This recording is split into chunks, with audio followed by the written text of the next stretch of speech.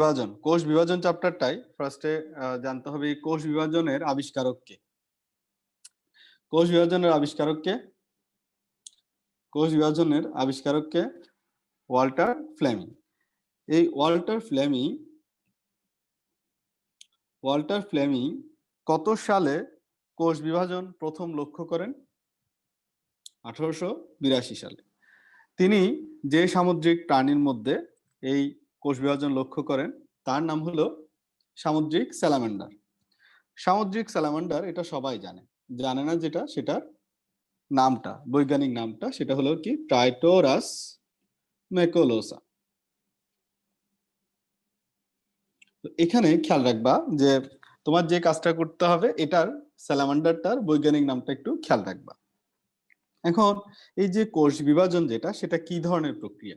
কোষ বিভাজন একটা জীবদেহের বৃদ্ধির জন্য একটা মৌলিক প্রক্রিয়া এবং এটা অবশ্যই দরকার দৈহিক বৃদ্ধির জন্য, বংশ বৃদ্ধির জন্য, দুইটার ক্ষেত্রে মৌলিক এবং অত্যাবশ্যকীয় একটা প্রক্রিয়া কোষ বিভাজন। কোষ বিভাজন কিসের জন্য দরকার? প্রথম কথা হলো দৈহিক বৃদ্ধি ঘটায় দেহকোষের বিভাজনের মাধ্যমে, আর জননকোষের বিভাজনের মাধ্যমে বংশবৃদ্ধিতে সহায়তা করে। এই কোষ বিভাজন শব্দটা মানে কি? কোষের বিভাজন, তাই না? কোষের বিভাজন একটা কোষ থেকে কি হবে? আরেকটা কোষ আসবে। একটা কোষ থেকে আরেকটা কোষ আসবে, তাহলে কোষ থেকে কোষের সৃষ্টি হবে, কোষ থেকে কোষের সৃষ্টি হবে, কোষ থেকেই কিন্তু কোষের সৃষ্টি হবে। তাহলে কোষ থেকে কোষের সৃষ্টি হবে, এই কথাটা বলছেন কে? রুডলফ ভিরশাও। রুডলফ ভিরশাও। এখন এই কোষ বিভাজন কয় প্রকার? 3 প্রকার, অ্যামাইটোসিস, মাইটোসিস এবং মিওসিস। এগুলার বাংলাগুলো একটু মনে রাখবা। অ্যামাইটোসিস মানে কি? অ্যামাইটোসিস মানে কি? প্রত্যক্ষ কোষ বিভাজন। মাইটোসিস কি? এটা হলো সমীকরণিক কোষ বিভাজন। তারপর হলো মিওসিস। মিওসিস কি? মিওসিস হলো হ্রাসমূলক বিভাজন। এগুলার একটু বাংলাগুলা খেয়াল রাখবা। অ্যামাইটোসিস জিনিসটা কি? একটা কোষ সরাসরি দুই ভাগে বিভক্ত হয়ে কোনো পর্যায় নাই, কিছুই নাই, একটা কোষ মাঝখানে কোনো পর্যায় নাই, একটা কোষ সরাসরি দুই ভাগে বিভক্ত হয়ে নতুন দুইটা কোষের সৃষ্টি করলে সেটাকে বলা হয় অ্যামাইটোসিস। নতুন যে কোষগুলা সৃষ্টি হয় বিভাজনের কারণে সেই কোষগুলাকে কি বলা হয়? অপত্য কোষ। তাহলে নতুন সৃষ্ট কোষগুলাকে কি বলা হয়? অপত্য কোষ। এই যে অ্যামাইটোসিস, এই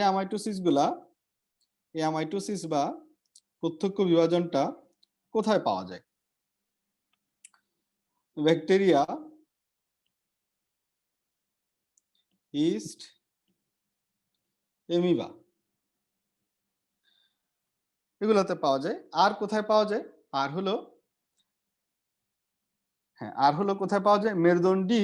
মেরুদণ্ডীর যখন ভ্রূণ পর্দা গঠিত হয়, মেরুদণ্ডীর যে ভ্রূণ পর্দা গঠনের সময় এবং মাছের ডিম গঠনের সময়ও এই অ্যামাইটোসিসটা হয়। এই অ্যামাইটোসিসটা থেকে কিন্তু মাইটোসিস এবং মিওসিসের ধারণা আসছে। তো বলা হয় অ্যামাইটোসিস থেকে যত উন্নত কোষ বিভাজন এগুলার সৃষ্টি। ঠিক আছে? তো অ্যামাইটোসিস থেকে তাহলে কি উন্নত কোষ বিভাজনগুলোর কি সৃষ্টি? এই কথাটা কে বলছে? এই কথাটা বলছে স্টার্স বার্গার। এখানে বলছে স্টার্স বার্জার। তো আমরা যেটা বইয়ে দেওয়া আছে সেটাই খেয়াল করব। আচ্ছা, শালটা যদি তুমি শিখতে চাও, শাল হলো এরকম শাল থাকে কিছু, এগুলো হলো খুব ভালো করতে চাইলে তখন এক্সট্রা যদি তোমার পারো তাহলে ভালো। আচ্ছা, যাই হোক, তাহলে অ্যামাইটোসিস প্রক্রিয়া থেকেই সকল উন্নত কোষ বিভাজনের কি উৎপত্তি। এরপরে আমাদের জানতে হবে মাইটোসিস কোষ বিভাজনের নামকরণ করেন কে? Walther Flemming. এই মাইটোসিস কোষ বিভাজনটা কোথায় হয়? মাইটোসিস কোষ বিভাজন কোথায় হয়?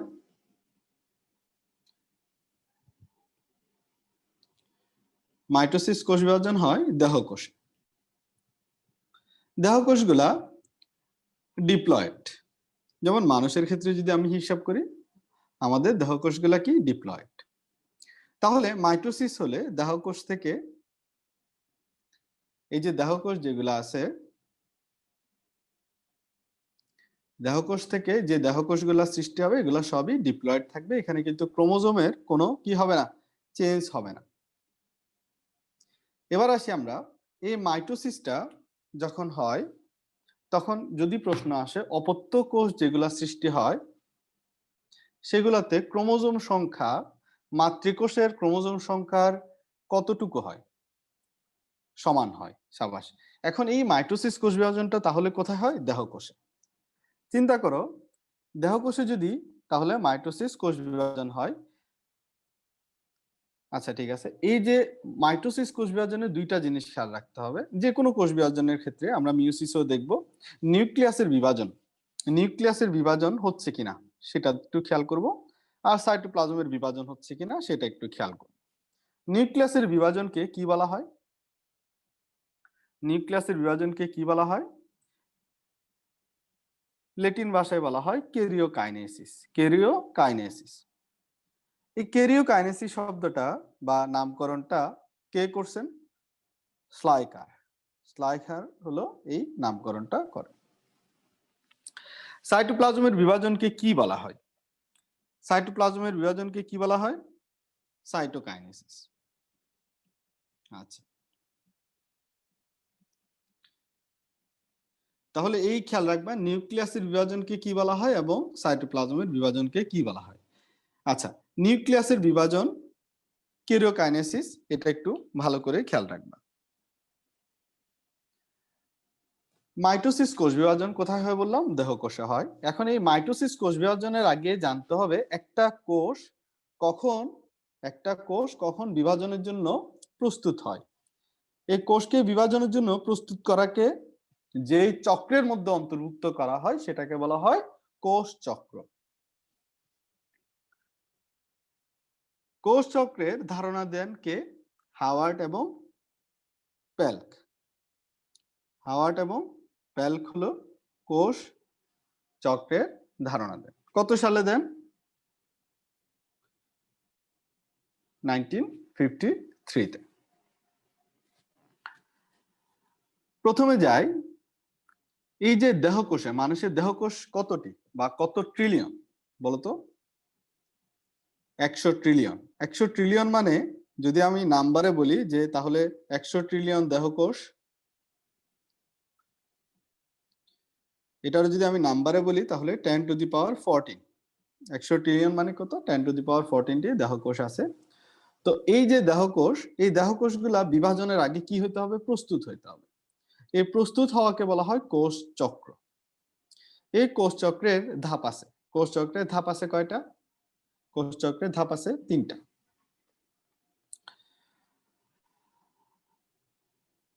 কোষ চক্রের ধাপ আছে 3টা। এখন এই ধাপ 3টা নিয়ে একটা ভেজাল আছে। দেখো, ধাপ 3টা বললে একটু সমস্যা আছে। এটা হলো বইয়ে লেখা আছে মনে হয়, যে একটু একটু দাঁড়াও আমি দেখে আসি।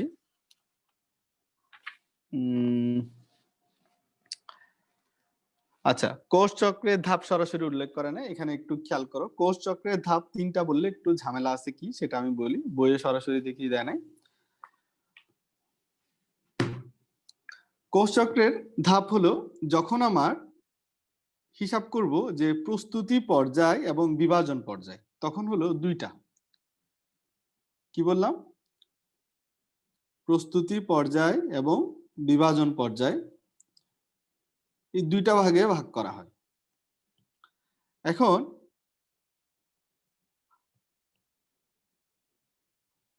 এখন খেয়াল করো, আবার কোন কোন বইয়ে দিছে যে কোষ চক্রকে 3টা ভাগে ভাগ করা হয়। কোন কোন বইয়ে দিছে সেই 3টা ভাগ কি কি? একটা হলো কোষ সৃষ্টি, ভালো করে খেয়াল করো, কোষ সৃষ্টি, তারপর হলো বৃদ্ধি, তারপর হলো বিভাজন, এভাবে দিছে। ঠিক আছে? তো এই যখন এটা দেখবা আর এটার দিকে খেয়াল করবা তাহলে দেখবা কনফিউশনের শিওর জায়গা থাকবে। তো পরীক্ষায় কোষ চক্রকে কয়টি ধাপে ভাগ করা হয় এটা প্রশ্নে আসার সম্ভাবনা খুবই কম। পরীক্ষায় আসতে পারে কোষ চক্রের ধাপ ৯ কোনটা, এভাবে আসতে পারে। তো আমরা একটু খেয়াল করো, এই যে প্রস্তুতি পর্যায় যেটা আছে সেই প্রস্তুতি পর্যায়কে বলা হয় কি ইন্টারফেস। প্রস্তুতি পর্যায়টাকে কি বলা হয় ইন্টারফেস, আর বিভাজন পর্যায়টাকে বলা হয় এমফেস। ঠিক আছে? তো এইটা হলো বেশি যুক্তিযুক্ত। কোনটা? দুইটি ধাপে যে ভাগ করা হয় এটা বেশি যুক্তিযুক্ত।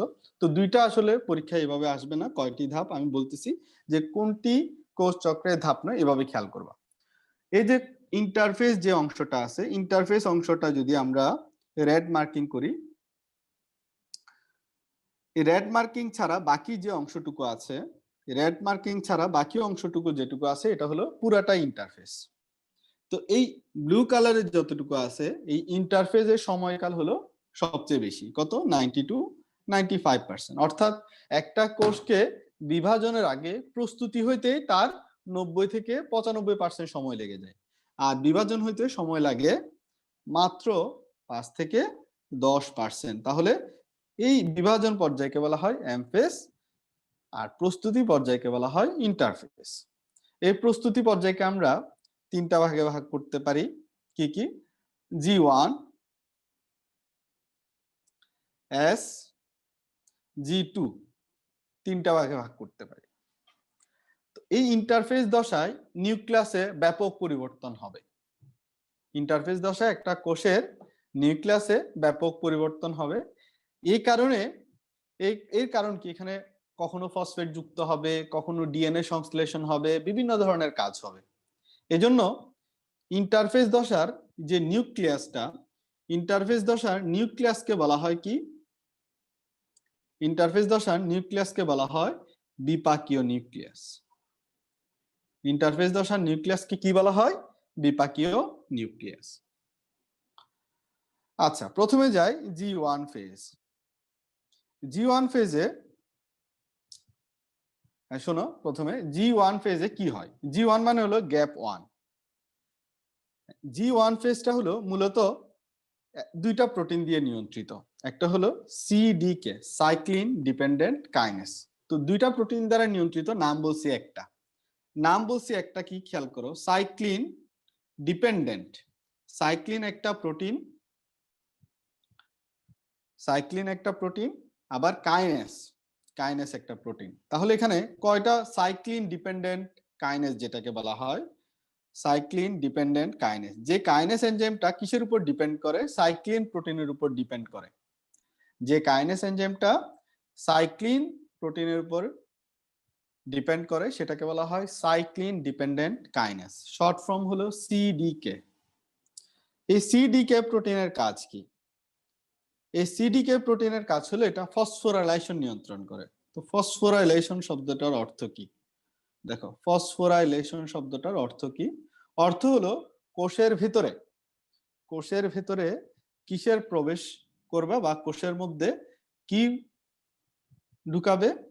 ফসফরাস। এটাকে বলা হয় ফসফোরাইলেশন। এখন ফসফরাস কেন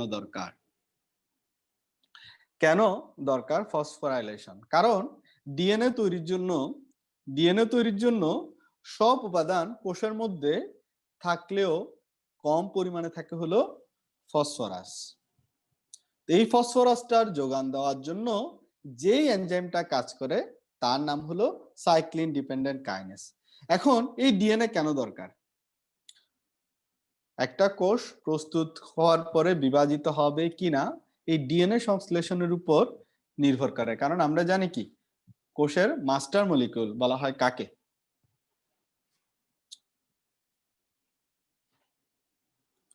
ডিএনএ কে। কোন জায়গায় ক্রোমোজোমও দিছে, কিন্তু এটা ডিএনএ হবে। হ্যাঁ, এটা ডিএনএ খেয়াল রাখবা। আচ্ছা, তাহলে G1 ফেজে মূলত যেটা হয় সেটা হলো কোষের ফসফোরাইলেশন হয়, এবং কোষের এই ফসফোরাইলেশন যে প্রোটিন দ্বারা নিয়ন্ত্রিত তার নাম কি? সিডিকে।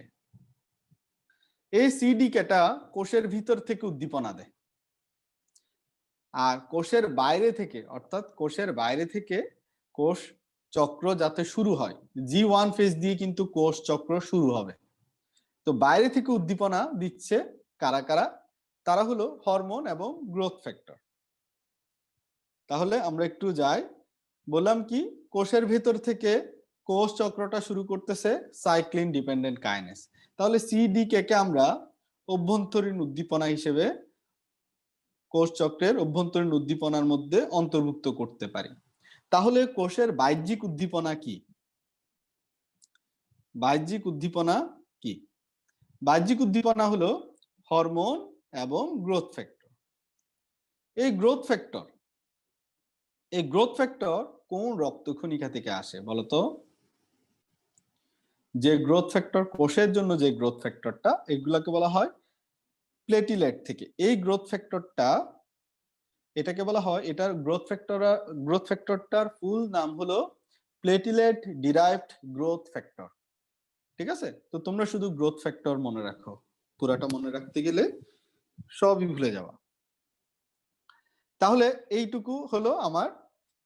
এখন কোন সেল যদি জি1 পর্যায়ে শুরু না করে, অর্থাৎ তার সিডিকে যদি উদ্দীপনা না দেয় বা ফসফোরাইলেশন শুরু না হয়, তাহলে একটা কোষ জীবনেও তোমার কি হবে না, বিভাজন হবে না। তো একটা এই যে জি1 পর্যায়টা, এটা টোটাল কত সময় নেয়? জি1 পর্যায়টা টোটাল কত সময় নেয়? টোটাল সময় 30 থেকে 40%।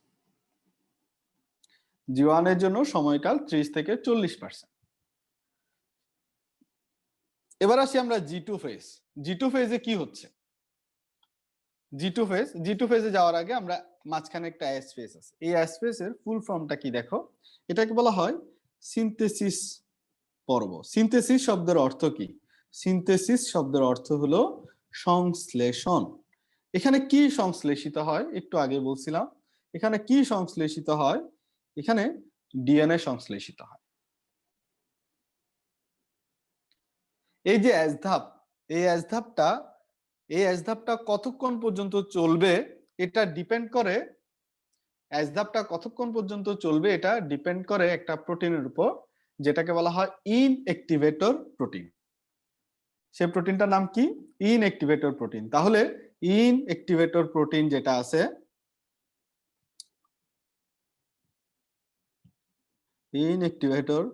যেটা আছে, সেটা তোমার কিসের সমাপ্তি ঘটায়? এস ধাপে সমাপ্তি ঘটায়। তাহলে এস ধাপটা কতক্ষণ পর্যন্ত চলবে সেটা কোন প্রোটিন দ্বারা নিয়ন্ত্রিত? ইনঅ্যাক্টিভেটর প্রোটিন দ্বারা নিয়ন্ত্রিত। এস ধাপে সময় লাগে কতটুকু? 30 থেকে 50%। এরপরে আসি আমরা জি2 ফেজ। জি2 ফেজে কি হচ্ছে খেয়াল করো। জি2 ফেজ হলো সে পর্যায়, জি2 ফেজ হলো ক্রস করা, মানে হলো সে পরিণত হয়ে যাওয়া। জি2 ফেজে গিয়ে একটা সেল পরিণত নাকি পরিণত না সেটা বোঝা যায়। তাহলে এই জি2 ফেজে প্রথম যে দরকারি কাজটা, সেটা হলো এখানে মাইক্রোটিউবুল উৎপাদনের জন্য যা যা দরকার উপাদান, মাইক্রোটিউবুলের জন্য যা যা দরকার উপাদান, সেই উপাদানগুলো জমা হয়। কারণ মাইটোসিস পর্বে একটা স্পিন্ডল যন্ত্র, এটা সবাই নাম শুনছো না, মাকু যন্ত্রের নাম শুনছো না? এই যে মাকু যন্ত্র সৃষ্টি করার জন্য দরকার, কোষ যখন এমফেজে যাবে তখন কিন্তু তার কি দরকার হবে? মাইক্রোটিউবুলস দরকার হবে। এই মাইক্রোটিউবুলস সংশ্লেষণের জন্য যত উপাদান আছে সেগুলা জি2 ফেজ কি করে জমা করতে থাকে। এই সময় একটা সেন্ট্রোসোম থেকে দুইটা সেন্ট্রোসোম সৃষ্টি হয়। একটা সেন্ট্রোসোম থেকে দুইটা সেন্ট্রোসোম সৃষ্টি হয়। একটি সেন্ট্রোসোম থেকে কয়টি? দুইটি সেন্ট্রোসোম সৃষ্টি হয়। এই সেন্ট্রোসোম গুলাই কি তৈরি করে? মাইক্রোটিউবুলস। ওই যে উপাদানগুলা তো জমা হয়, তারপর মাইক্রোটিউবুলস তৈরিটা সূচনা করে। তাহলে খেয়াল করো, জি2 ফেজে প্রথম হলো মাইক্রোটিউবুলস তৈরির উপাদানগুলো সঞ্চিত হয়, এবং এই সময় একটি সেন্ট্রোসোম দুটি সেন্ট্রোসোমে পরিণত হয়, এবং এই সেন্ট্রোসোম যেগুলা সৃষ্টি হবে সেগুলা মাইক্রোটিউবুলস তৈরির কাজ শুরু করে। তাহলে চিন্তা করো একটা কাজের জন্য কি দরকার, শক্তি দরকার। কোষের শক্তি বলা হয় কাকে? কোষের শক্তি বলা হয় কাকে? এটিপি কে। তাহলে এখানে এটিপি তৈরি করা দরকার পড়বে। কি তৈরি করার দরকার পড়বে? এটিপি। তাহলে জি2 ফেজে আরেকটা কি তৈরি হচ্ছে? এটিপি তৈরি হচ্ছে। এবং সর্বশেষ মনে রাখবা, যদি জি2 ফেজ যখন এগুলা তৈরি হওয়া শেষ হবে, সর্বশেষ পর্যায়ে গিয়ে দেখা যাবে একটা প্রোটিন উৎপন্ন হচ্ছে, যেটার নাম হলো এমপিএফ। এমপিএফ এর ফুল ফর্ম কি? Maturation promoting factor. ম্যাচিউর শব্দ অর্থ কি? ম্যাচিউর মানে আমরা কি বুঝি? পরিণত। Maturation promoting factor. ম্যাচুরেশন মানে পরিণত। তাহলে এই যে পরিণত হয়, ভালো করে খেয়াল করো, পরিণত হওয়া মানে একটা সেল কোষ বিভাজনের জন্য প্রস্তুত। ম্যাচিউর হওয়া মানে একটা সেল কি করা? কোষ বিভাজনের জন্য সে কি? প্রস্তুত। বুঝা গেছে জিনিসটা? তাহলে এরপরে এই ম্যাচুরেশন প্রমোটিং ফ্যাক্টরটা উৎপন্ন হওয়ার সাথে সাথেই বোঝা যায় যে সে কোন ধাপে যেতে পারবে। সে কোন ধাপে যেতে পারবে? সে হলো এম ফেজে যেতে পারবে। এম ফেজে যাওয়ার জন্য, তাহলে এম ফেজে যাওয়ার জন্য কোন জিনিসটা তৈরি হওয়া আবশ্যক? সেটা হলো এমপিএফ। এই এমপিএফ উৎপন্ন না হলে সে কিন্তু এম ফেজে যেতে পারবে না। তাহলে এই যে জি2 ফেজে কত সময় লাগে? জি2 ফেজে কত সময় লাগে? 10 to 20%। তাহলে সময়গুলা অবশ্যই দরকার। এখন এম ফেজে যাবে। এম ফেজে যাওয়ার আগে একটা লাইন লিখে ফেলো, এস ফেজ। এই যে এই এস ধাপটা স্তন্যপায়ীদের ক্ষেত্রে, স্তন্যপায়ীদের কত ঘন্টা সময় লাগে? 7 ঘন্টা সময় লাগে হলো এস ধাপে। এটা একটু লিখে রাখো। এবার আসি আমরা এম ফেজে স্তন্যপায়ীদের ক্ষেত্রে কত সময় লাগে? 1 থেকে 1.5 ঘন্টা। আরেকটা শিম গাছ আছে যেটার নাম হলো ভিসিয়া ফ্লাভা। বলতো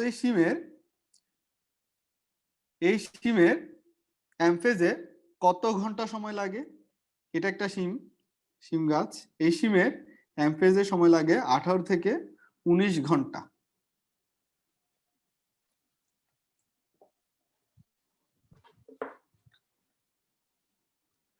আচ্ছা, ওকে। এমফেজ মানে হলো মাইটোসিস ফেজ। তাহলে মাইটোসিস ফেজ হলো কি কি হয়? মাইটোসিস কোষ বিভাজনে আমরা দুইটা জিনিস বলছিলাম জানা লাগবে, একটা হলো ক্যারিওকাইনেসিস আর একটা হলো সাইটোকাইনেসিস।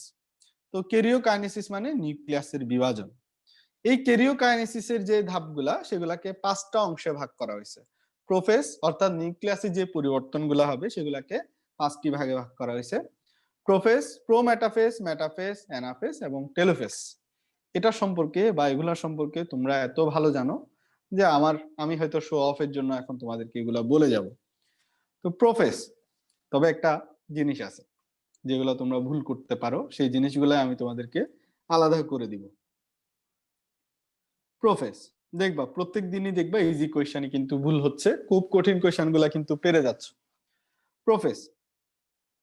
প্রোফেজ হলো সবচেয়ে দীর্ঘস্থায়ী দশা, মাইটোসিসের সবচেয়ে দীর্ঘস্থায়ী দশা। এটা আবার যে কোনো জায়গায় হলো সবচেয়ে দীর্ঘস্থায়ী দশা, দেখবা এটা।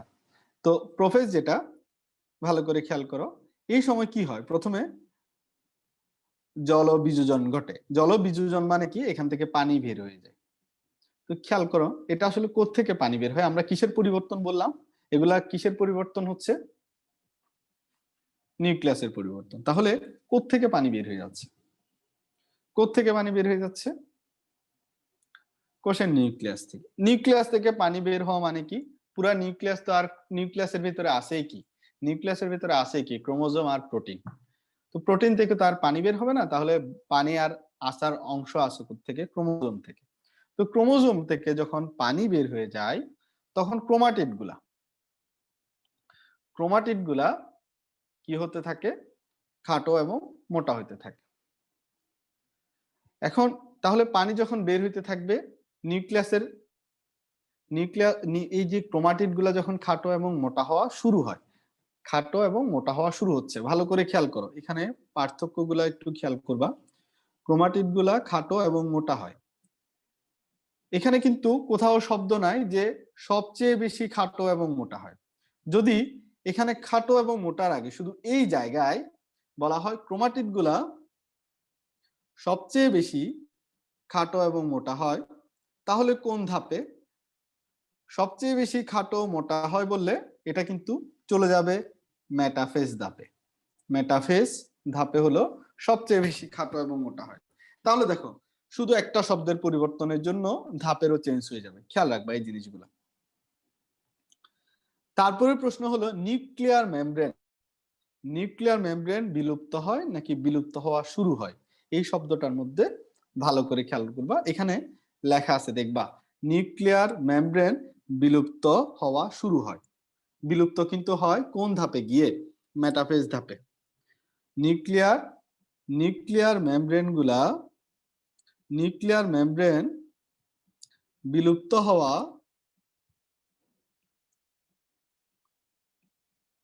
শুরু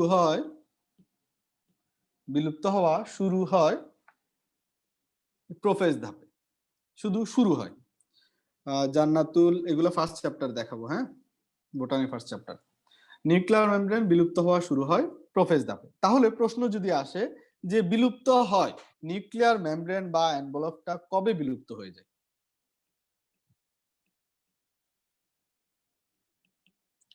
নিউক্লিয়ার মেমব্রেন সম্পূর্ণরূপে বিলুপ্ত হয় মেটাফেজ ধাপে। ঠিক আছে, সম্পূর্ণরূপে বিলুপ্ত হয় কখন? মেটাফেজ ধাপে। ভালো করে খেয়াল করো শব্দগুলা, এখানে পার্থক্যগুলা খেয়াল করো। তাহলে প্রোফেজ ধাপে কি হচ্ছে আরো দেখো। প্রোফেজ ধাপে হলো স্পিন্ডল তন্তু সৃষ্টির সূচনা হয়। স্পিন্ডল তন্তু সৃষ্টির সূচনা, সবগুলা দেখো শুরু হচ্ছে, শেষ হয় নাই, সূচনা হয়। তাহলে সূচনা হয় মানে কি? তাহলে স্পিন্ডল তন্তুগুলা সৃষ্টি হয় বা সম্পূর্ণটা, স্পিন্ডল তন্তু সৃষ্টি সম্পূর্ণটা হয় কবে? এটা হলো প্রোমেটাফেজ ধাপে। কোন ধাপে? প্রোমেটাফেজ ধাপে। কারণ স্পিন্ডল তন্তুগুলা যখন সৃষ্টি হয়ে যাবে তখন তারা একটা যন্ত্রে রূপান্তর হবে। সেই যন্ত্রের নাম কি? স্পিন্ডল যন্ত্র বা মাকু যন্ত্র। এটা খুব বেশিক্ষণ না, এটা স্বল্প স্থায়ী দশা মেটাফেজের হলো স্বল্প স্থায়ী দশা। সবচেয়ে লম্বা হলো মাইটোসিসের মধ্যে, সেটা হলো কোনটা? প্রোফেজটা। প্রোমেটাফেজ ধাপে একটু খেয়াল করো,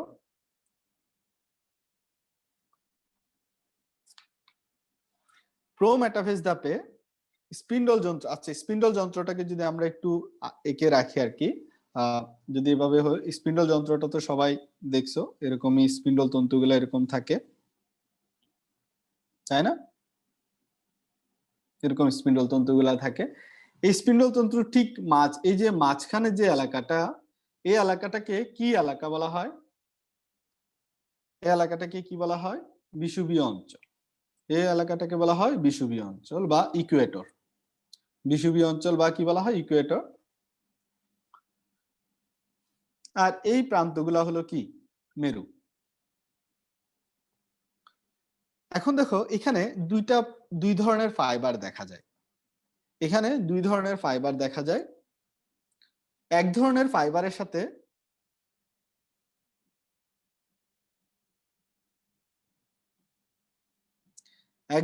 ফাইবারের সাথে সেন্ট্রোমিয়ার যুক্ত থাকে, এক ধরনের ফাইবারের সাথে সেন্ট্রোমিয়ার যুক্ত থাকে না।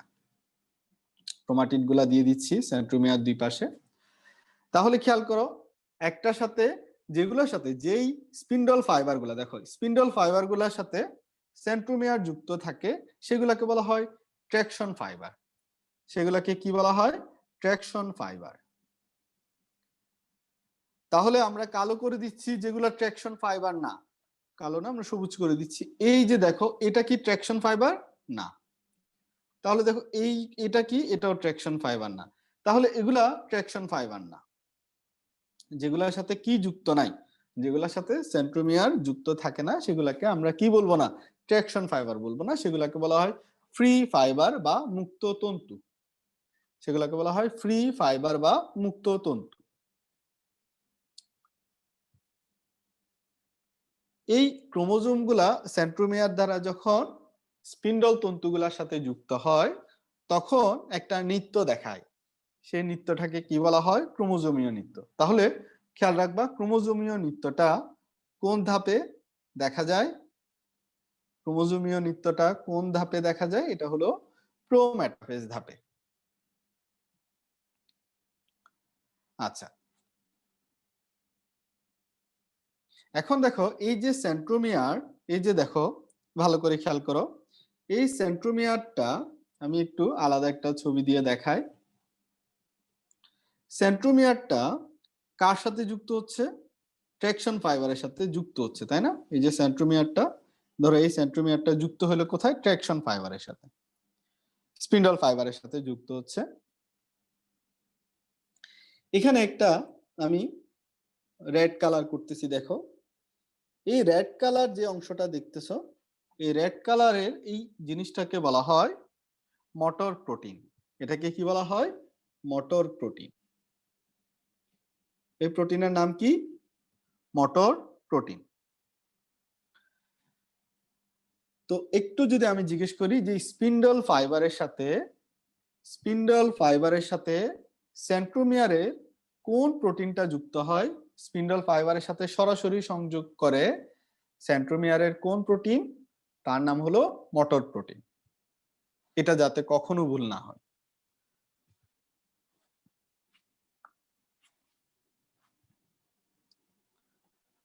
আরেকটা প্রশ্ন আসে, সেটা হলো প্রাণী কোষে স্টার তন্তু বিচ্ছুরিত হয় কোন ধাপে? এটা একটা ব্র্যাকেটের মধ্যে দেখবা আছে, প্রাণী কোষে স্টার তন্তু বিচ্ছুরিত হয় কোন ধাপে? এটা খেয়াল করো, এই চ্যাপ্টারটা খুব ইজি এবং তোমাদেরকে আজকে বলে দিচ্ছি, মেন পরীক্ষা দেখবে এই চ্যাপ্টারটা থেকে ভুল করছো, কারণ এটা সবাই লাইটলি নেয় যে আমি তো পারি। এটা খেয়াল করবো, কোনো চ্যাপ্টার কোনো টপিকসকে লাইটলি নেওয়া যাবে না। প্রো মেটাফেজ ধাপ, ঠিক আছে, এতটুকু তোমরা লিখে রাখো। এরপরে আসে আমরা মেটাফেজ ধাপ। মেটাফেজ ধাপে অলরেডি আমরা কি কি জানছি। প্রথম কথা হলো ক্রোমাটিড গুলা কি হয়?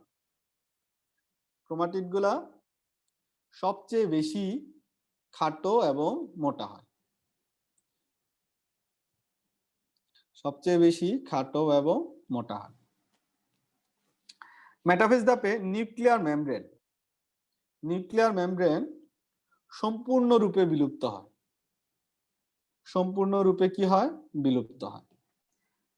এখন একটা একটু খেয়াল করো, সবচেয়ে বেশি যখন খাটো এবং মোটা হবে ক্রোমাটিড গুলা, তখন শুধু বিলুপ্ত হয় বললেও, নিউক্লিয়ার মেমব্রেন শুধু বিলুপ্ত হয় বললেও মেটাফেজ ধাপে, হ্যাঁ। আর বিলুপ্ত হয় বা বিলুপ্ত হওয়া চলতে থাকে, বিলুপ্ত শুরু হয়, নিউক্লিয়ার মেমব্রেন বিলুপ্ত হওয়া শুরু হয় বললে প্রোফেজ ধাপ, নিউক্লিয়ার মেমব্রেন বিলুপ্ত হওয়া চলতে থাকে দিলে প্রোমেটাফেজ, নিউক্লিয়ার মেমব্রেন বিলুপ্ত হয় দিলে মেটাফেজ। বুঝা গেছে? ইজি কথা, বেশি একটা পেঁচানোর দরকার নেই। আচ্ছা দেখো, এখানে বললাম কি ক্রোমাটিড গুলা সবচেয়ে বেশি খাটো এবং মোটা হয়, তাহলে ইজিলি এই জিনিসগুলাকে যত বেশি খাটো এবং মোটা হবে তাহলে ইজিলি দৃশ্যমান হবে না যে কয়টা ক্রোমোজোম আছে, এটা ক্রোমোজোম গুলার আকৃতি কেমন, ইজিলি বোঝা যাবে। যত তোমার খাটো এবং মোটা হবে মাইক্রোস্কোপে ইজিলি বোঝা যাবে। তাহলে ক্রোমোজোমের কয়টা ক্রোমোজোম আছে, ক্রোমোজোমের আকৃতি বা আকার এবং সংখ্যা এগুলা জানা যায়। তাহলে যত আকার, আকৃতি, তারপর হলো সংখ্যা, ইজিলি বোঝা যায়। এই ধাপ যখন শেষের দিকে চলতে থাকে তখন কি হয়, এই যে সেন্ট্রোমিয়ার আছে না, এই সেন্ট্রোমিয়ারটা দুই ভাগে বিভক্ত হয় এই ধাপের শেষের দিকে গিয়ে। এটা কিন্তু আবার অ্যানাফেজ ধাপে না, এটা কিন্তু মেটাফেজ ধাপে হয়। সেন্ট্রোমিয়ার দুই ভাগে বিভক্ত হয়। সেন্ট্রোমিয়ার দুই ভাগে বিভক্ত হয়। একটা সেন্ট্রোমিয়ার, প্রতিটা সেন্ট্রোমিয়ার দুই ভাগে বিভক্ত হয় কোন ধাপে? মেটাফেজ ধাপে।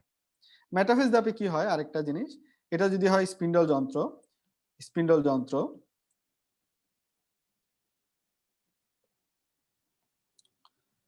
এখানে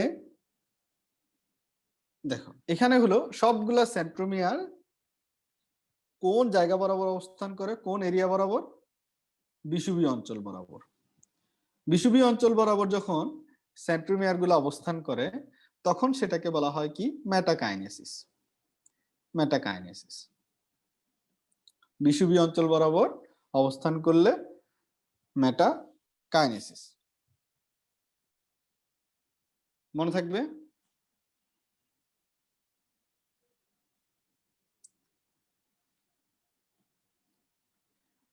আচ্ছা, একজন লিখছে একটু দাঁড়াও, একজন প্রশ্ন করছে যে বিলুপ্তি ঘটে। আচ্ছা, একটা বইয়ের মধ্যে লাইনটা দেখবা যে ওখানে লেখা আছে একটা সময় গিয়ে বিলুপ্তি ঘটে। এই একটা সময়টা আসলে মেটাফেজ ধাপে গিয়েই বিলুপ্তিটা ঘটে। পরীক্ষায় যদি আসে বিলুপ্তি কবে হয়, তাহলে এটা আর কনফিউশন কেন বাড়াচ্ছ? একবার যখন বলে দিছি বিলুপ্তি ঘটে, তখন এটা কোথায় দিবা? মেটাফেজে দিবা। বুঝছো? আচ্ছা, এখন চলে আসি আমরা, এটা হলো আমাদের কি গেল, মেটাফেজ ধাপ গেল। এরপরে আসি অ্যানাফেজ ধাপ। সেন্ট্রোমিয়ার যখন দুই ভাগে বিভক্ত হবে তখন বিভিন্ন আকৃতি প্রাপ্ত হয়, ভি, এল, জে, আই। এগুলার নাম তোমরা সবাই জানো, মেটাসেন্ট্রিক, সাবমেটাসেন্ট্রিক। বাংলাটাও শেখার চেষ্টা করবো, এটা ফার্স্ট চ্যাপ্টারে দেখাবো না বাংলাটা। সাবমেটাসেন্ট্রিক, তারপর এটাকে কি বলা হয়, অ্যাক্রোসেন্ট্রিক, আর এটাকে বলা হয় ট্যালোসেন্ট্রিক। এগুলো হলো মেরুর দিকে যেতে শুরু করে কোন ধাপে? অ্যানাফেজ ধাপে। যেহেতু যেতে শুরু করে, এটাকে আমরা যেহেতু চলাচল করে, তো এই ধাপকে আমরা বলি গতি পর্যায়। তো গতি পর্যায়ে মেরুমুখী চলন হয়। গতি পর্যায়ে কি হয়? মেরুমুখী চলন হয়। এই সময় সেন্ট্রোমিয়ার অগ্রগামী এবং বাহুদ্বয় অনুগামী হয়। তো সেন্ট্রোমিয়ার অগ্রগামী আর বাহুদ্বয় অনুগামী বলতে কি বোঝায়? ধরো এগুলা যদি আমার কি হয়, ফাইবার হয়, এখানে বোঝাচ্ছে সেন্ট্রোমিয়ার, এই যে সেন্ট্রোমিয়ার হলো মেরুর দিকে যেতে থাকবে, তার পিছনে পিছনে হলো, তার পিছনে পিছনে বাহুদ্বয় গুলা যাবে। দেখো সেন্ট্রোমিয়ার এই পিছনে বাহুগুলা, অর্থাৎ মেরুর দিকে হলো কে আগে যাচ্ছে? সেন্ট্রোমিয়ার। সেন্ট্রোমিয়ার দেখো, আর পিছনে পিছনে যাচ্ছে তার বাহুগুলা। তাহলে সেন্ট্রোমিয়ার হবে অগ্রগামী, বাহুদ্বয় হবে অনুগামী।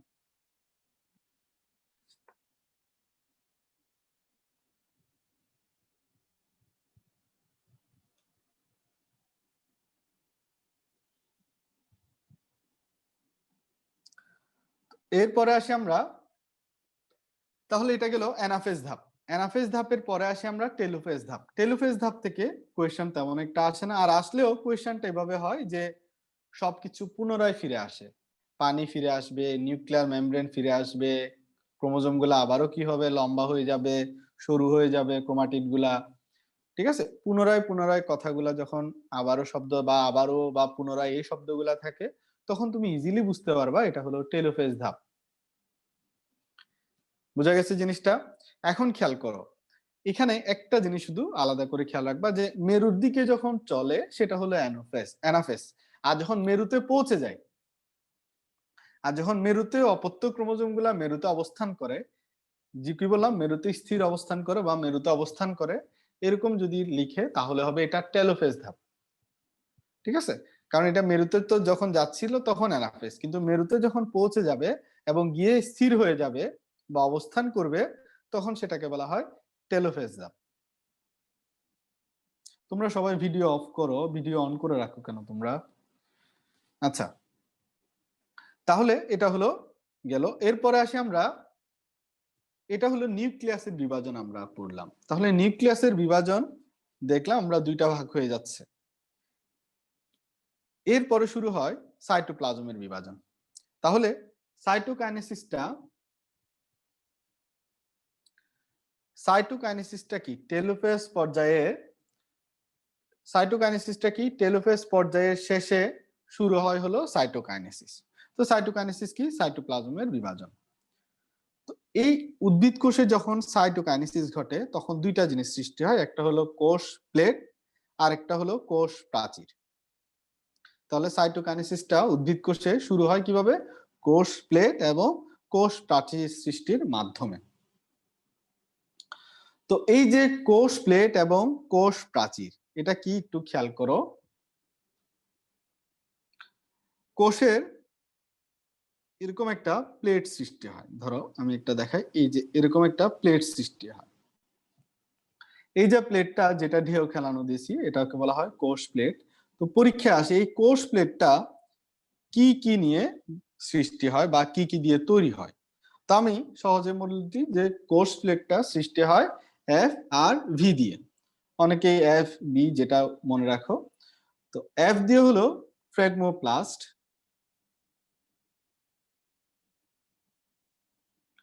আর ভি দিয়ে হলো ভেসিকল।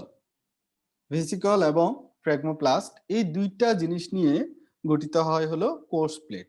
তো এগুলা, এই উপাদান দুইটা আসে থেকে? এই উপাদান দুইটা আসে এন্ডোপ্লাজমিক রেটিকুলাম থেকে। তাহলে কোষ প্লেট যখন সৃষ্টি হয়, কোষ প্লেট সৃষ্টি হওয়ার পরে কিন্তু অটোমেটিক্যালি দুইটা ভাগে বিভক্ত হয়ে যাচ্ছে। একটা কোষ অটোমেটিক্যালি কি হয়ে যাচ্ছে? দুইটা ভাগে বিভক্ত হয়ে যাচ্ছে। প্রাণী কোষের ক্ষেত্রে এই যে কোষ প্লেট যেটা, সেটা সৃষ্টি করে কে? কোষ প্লেটের জায়গায় এখানে আসলে কোষ ঝিল্লি বলে, এটা কোষ ঝিল্লিটা ভিতরের দিকে ঢুকে যায়। তো এই কাজটা করে কে? প্রাণী কোষের ক্ষেত্রে। প্রাণী কোষের ক্ষেত্রে দুইটা প্রোটিন হলো এই কাজটা করতে ভূমিকা নেয়। কে কে? অ্যাক্টিন এবং মায়োসিন। অ্যাক্টিন এবং মায়োসিন, এটা হলো প্রাণী কোষের ক্ষেত্রে এই দুইটা প্রোটিন এই কাজটা করে। এখন দেখো, যদি সাইটোকাইনেসিস না হয়, একটা কোষে সাইটোকাইনেসিস না হয়, সাইটোকাইনেসিস না হলে তখন নিউক্লিয়াসটা বারবার বিভাজিত হতে থাকে।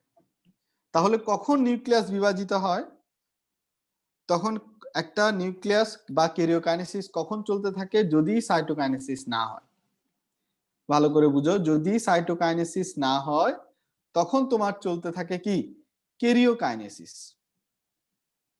তাহলে ক্যারিওকাইনেসিস যদি চলতে থাকে, একটা কোষের মধ্যে অনেকগুলা নিউক্লিয়াস পাওয়া যাবে। তখন এরকম দশা হলে সেটাকে বলা হয় বহু নিউক্লিয়াস বিশিষ্ট দশা।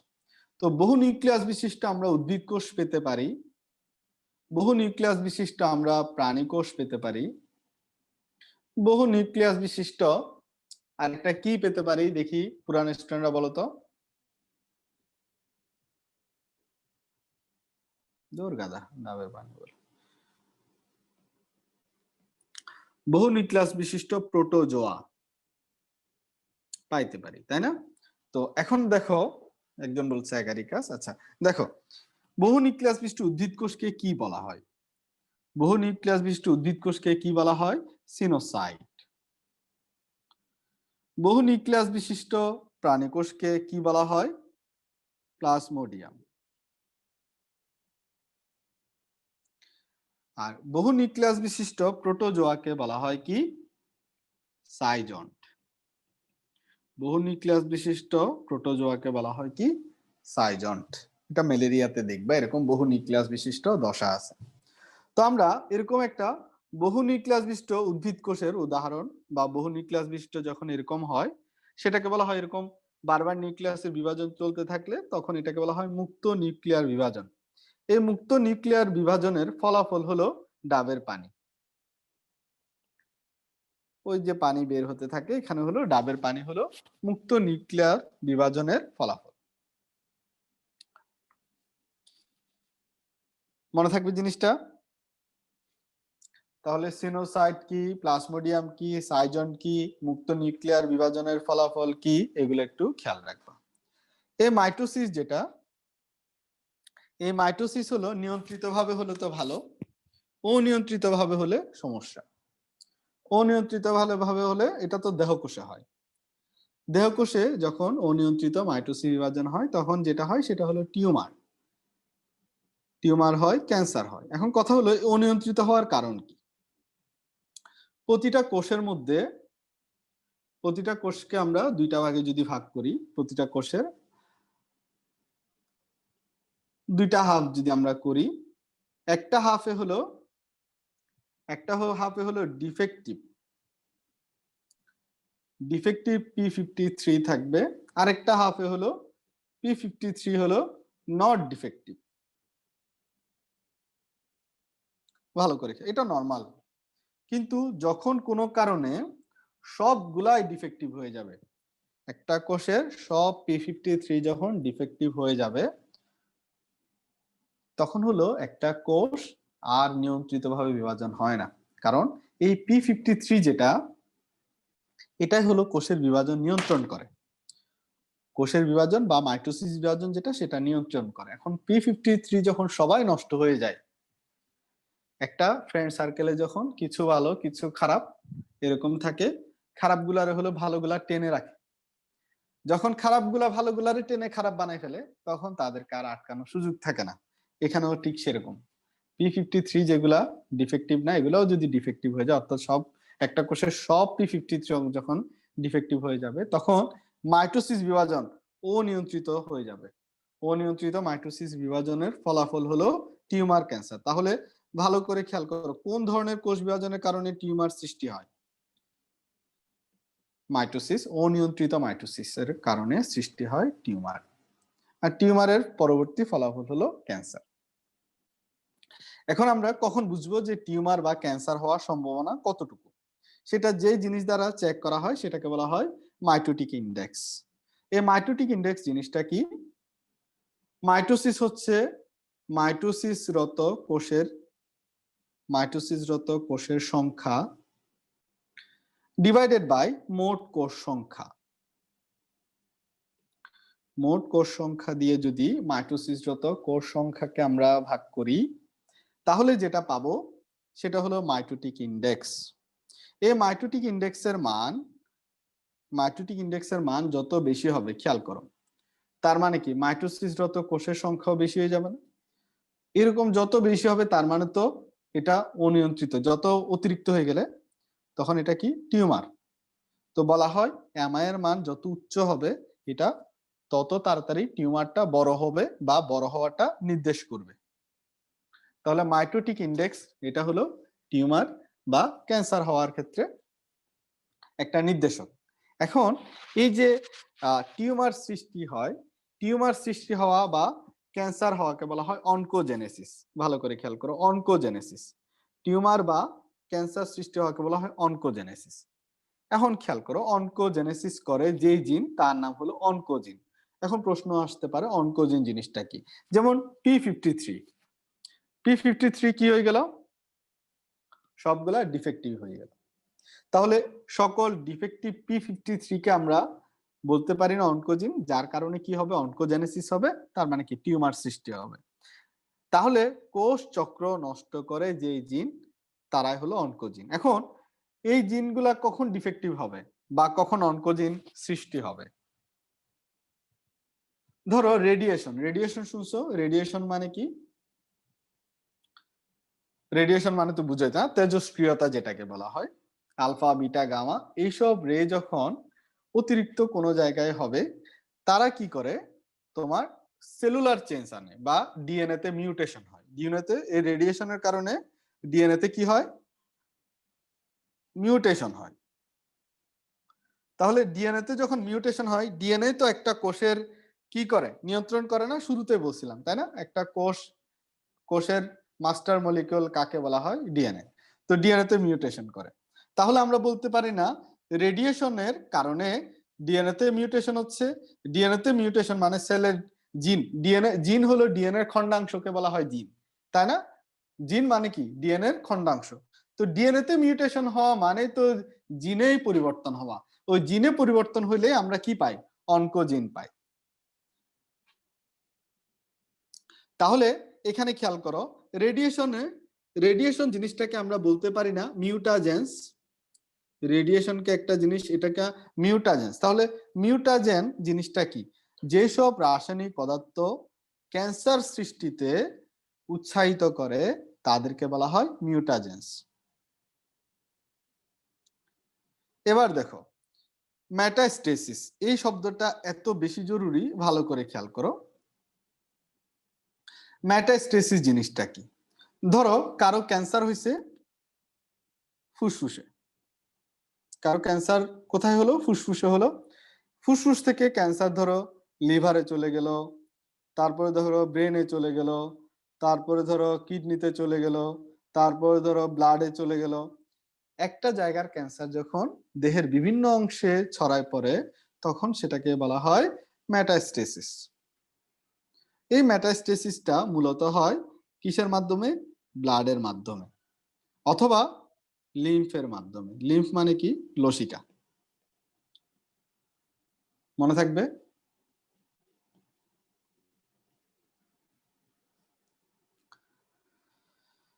কোষ, এই যে কোষগুলা, এই কোষগুলার কি কোনো মৃত্যু হয় নাকি? কোষের কিন্তু মৃত্যু আছে। কোষের মৃত্যু হলো দুই ধরনের আছে, একটা হলো তোমার অ্যাপোপ্টোসিস আর একটা হলো নেক্রোসিস। অ্যাপোপ্টোসিস আর নেক্রোসিসের মধ্যে পার্থক্য কি? পার্থক্য হলো ধরো একটা দেহের কোনো কোষ মারা যাবে, সেটা যদি দেহ নিজে নির্ধারণ করে সেটাকে বলা হয় অ্যাপোপ্টোসিস। এটার মানে কি? আমরা জানি আরবিসি কতদিন পর পর মারা যায়? আরবিসি কতদিন পর পর মারা যায়? 120 দিন পর পর মারা যায়। আমরা কি পারবো 100 দিনের মাথায় আরবিসি কে মেরে ফেলতে? পারবো না, কারণ এটা আমাদের দেহের জিন দ্বারা নিয়ন্ত্রিত। এরকম জেনেটিক্যালি প্রোগ্রামড, জেনেটিক্যালি যেসব সেল হলো প্রোগ্রামড, যেগুলা ডেথ হলো, যেগুলা মারা যাওয়ার প্রোগ্রাম করা আছে, জেনেটিক্যালি প্রোগ্রাম করা আছে, সেগুলাকে কি বলা হবে? অ্যাপোপ্টোসিস। নেক্রোসিস কারে বলবা? নেক্রোসিস ধরো বাসায় হয়তো ভাই আছে বা বোন আছে, তার সাথে মারামারি করতেছো, তারে নখ দিয়ে আঁচড় দিলা, ঠিক আছে? আঁচড় দিয়ে তার মাংস সহ নখের সাথে টেনে তুলে ফেললা। এই যে আঘাতের কারণে তোমার ভাইয়ের বা তোমার বোনের শরীর থেকে যে সেলগুলা ছিঁড়ে রক্ত বের হচ্ছে, এটাই হলো নেক্রোসিস। কারণ তোমার তো এটা জেনেটিক্যালি সে মারা যায় না, তুমি তারা আক্রমণ করে কি করে দিছো? তারা আক্রমণ করে কি করে দিচ্ছ? তার সেলগুলা, জীবিত সেলগুলারে মেরে ফেললা। এটা হলো নেক্রোসিস। অথবা তারে তুমি খেতে দিচ্ছ না, তার জন্য যাই আনে তাই তুমি খেয়ে ফেলতেছো। পুষ্টির অভাব, পুষ্টির অভাবেই তার সে শুকায় যাচ্ছে, ধরো তার সেল মারা যাচ্ছে, এটাকে বলা হয় নেক্রোসিস। বুঝা গেছে? তাহলে অ্যাপোপ্টোসিস আর নেক্রোসিস মনে থাকবে, এগুলো মনে রাখার জন্য বলা, আশা করি মনে থাকবে তোমাদের। এখন আসি আমরা মিওসিস, সেল মার্ডারার। আচ্ছা ঠিক আছে, মিওসিস। মিওসিস জিনিসটা কি? মিওসিস জিনিসটা হলো হ্রাসমূলক বিভাজন।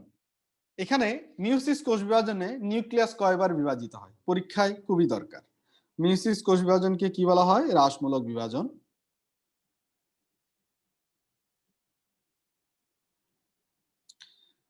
এটাতে নিউক্লিয়াস দুইবার বিভাজিত হয়। ক্যারিওকাইনেসিস কয়বার হয়? দুইবার। আর সব একবার। ক্যারিওকাইনেসিস কয়বার হয়? দুইবার হয়। তাহলে মিওসিসটা কোথায় হবে? জনন কোষে হবে নাকি জনন মাতৃকোষে হবে? জনন মাতৃকোষে। আচ্ছা আচ্ছা, এবার বলো তো জনন মাতৃকোষে হবে। এখন জনন কোষে কেন হবে না সেটা একটু বলে ফেলি, তাহলে পরীক্ষায় আর ভুল করবা না। জনন কোষে কেন হবে না? জনন কোষের ক্রোমোজোম সংখ্যা কত? n। তাহলে চিন্তা করো, মিওসিস মানে কি জানি আমরা? মিওসিস মানে হলো যে সেলগুলো আসবে সেগুলোতে ক্রোমোজোম অর্ধেক হয়ে যাবে। তাহলে চিন্তা করো জনন কোষ মানে কি? ধরো তুমি ছেলে, তোমার কি শুক্রাণু আছে, তাহলে শুক্রাণুতে n সংখ্যক ক্রোমোজোম থাকে। সেই শুক্রাণুতে যদি মিওসিস হয়, তাহলে ধরো এক মাস বা 7 দিন আগে তোমার যে শুক্রাণুটা সৃষ্টি হয়েছিল সেটাতে ছিল n ক্রোমোজোম। পরের সপ্তাহে যে শুক্রাণু আসতেছে সেটা n/2, পরের সপ্তাহে যেটা আসতেছে সেটা n/4, পরের সপ্তাহে তোমার তোমার বডিতে শুক্রাণুটা বিভিন্ন ধরনের শুক্রাণু সৃষ্টি হয়ে থাকবে। চিন্তা করো এই টাইমে তোমার যদি বেবি হয়, ঠিক আছে, তোমার বেবি n/8 ক্রোমোজোম নিয়ে জন্মাইলে আয়দা দেখা যাবে সে অলৌকিক কোনো ক্ষমতার অধিকারী হয়ে জন্মাইছে। ঠিক আছে, তো অলৌকিক ক্ষমতার অধিকারী হয়ে যেহেতু জন্মায় না, তাহলে চিন্তা করো, হ্যাঁ সুপারম্যান, ঠিক আছে, তাহলে সেক্ষেত্রে তোমার কি হবে না? মিওসিস হবে না। মনে থাকবে জিনিসটা। তাহলে জনন কোষ বা শুক্রাণুতে মিউসিস হওয়ার কি নাই, সুযোগ নাই। ক্লিয়ার কথাটা, কেন নাই? এবার আসি ডিম্বাণু। ডিম্বাণুতে কি মিউসিস হওয়ার সুযোগ আছে? নাই। এই দুইটা কথা, এগুলো এই জন্য জনন কোষ, জনন কোষে মিউসিস হয় না। জনন মাতৃকোষ, জনন মাতৃকোষ গুলা হলো এগুলাতে 2n, এগুলাতে ক্রোমোজোম সংখ্যা থাকে 2n। এগুলাতে যখন মিউসিস হয়, নপত্য যে কোষগুলো আসে সেগুলাই হলো জনন কোষ। তাহলে জনন মাতৃকোষ থেকে জনন কোষ আসে, এই জনন কোষগুলা হ্যাপ্লয়েড। তাহলে এগুলাতে আর কি হবে না, মিউসিস হবে না। একটা প্রশ্ন এখানে, জনন মাতৃকোষ থেকে যখন জনন কোষ আসে, মিউসিস হয়, একটা কোষ থেকে কয়টা কোষ সৃষ্টি হয়? একটা জনন মাতৃকোষ থেকে কয়টা জনন কোষ সৃষ্টি হয়? 4টি জনন কোষ সৃষ্টি হয়। কয়টি জনন কোষ সৃষ্টি হয়? 4টি জনন কোষ সৃষ্টি হয়। এবং ক্রোমোজোমের সংখ্যা দেখো, জনন কোষে ক্রোমোজোমের সংখ্যা দেখো কি হয়ে যাচ্ছে, অর্ধেক হয়ে যাচ্ছে। কি হয়ে যাচ্ছে? অর্ধেক হয়ে যাচ্ছে। দেহকোষে কখনোই মিউসিস হয় না, দেহকোষে কখনো কি হয় না, মিউসিস হয় না। তো প্রশ্ন আসতে পারে, জনন কোষ সৃষ্টিতে কোন কোষ বিভাজন সাহায্য করে? জনন কোষ সৃষ্টির জন্য কোন কোষ বিভাজন দায়ী? অবশ্যই মিউসিস। অবশ্যই কি মিউসিস। এভাবেও প্রশ্ন আসতে পারে, পরে আরো ডিটেলস দেখাবো তোমাদেরকে। তো এখন দেখো, মিউসিসটা নিষেকের আগে হয় নাকি নিষেকের পরে হয়? উচ্চ শ্রেণীর জীব যারা হলো স্যাপ্রোফাইটিক জীব বা ডিপ্লয়েড জীব, যারা স্যাপ্রোফাইটিক বা ডিপ্লয়েড জীব যারা, তারা, এদের ক্ষেত্রে মিউসিসটা হয় নিষেকের আগে। উন্নত শ্রেণীর জীব, মিউসিসটা হয় নিষেকের আগে। ডিপ্লয়েড জীবে নিষেকের আগে হয় মিউসিস। ঠিক আছে? কোথায় হয়? জনন মাতৃকোষে। ভালো করে খেয়াল করো, স্যাপ্রোফাইটিক জীবে, আবারও বলতেছি, জনন মাতৃকোষে মিউসিস হয় নিষেকের আগে। আর যারা হলো নিম্ন শ্রেণীর জীব, অর্থাৎ হ্যাপ্লয়েড যারা, হ্যাপ্লয়েড জীব, তাদের মিউসিস কোথায় হবে? তাদের মিউসিস হতে গেলে আগে জাইগোট ফরমেশন হতে হবে। তাদের মিউসিস হতে হলে আগে কি ফরমেশন হতে হবে? কারণ যেহেতু হ্যাপ্লয়েড, মিউসিস হতে হলে 2 প্রস্থ ক্রোমোজোম দরকার। 2 প্রস্থ ক্রোমোজোম নিম্ন শ্রেণীর জীবে কোথায় পাওয়া যায়? জাইগোটে পাওয়া যায়। তাহলে জাইগোটটা কি নিষেকের আগে সৃষ্টি হয় নাকি নিষেকের পরে সৃষ্টি হয়?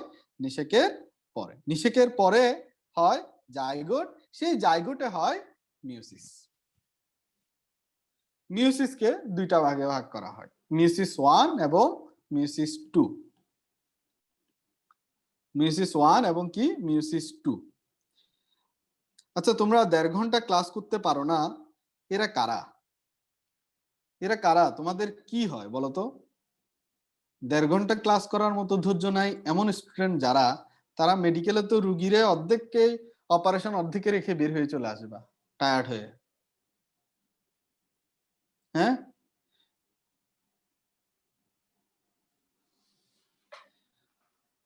আমি তো ভবিষ্যৎ অন্ধকার দেখতেছি।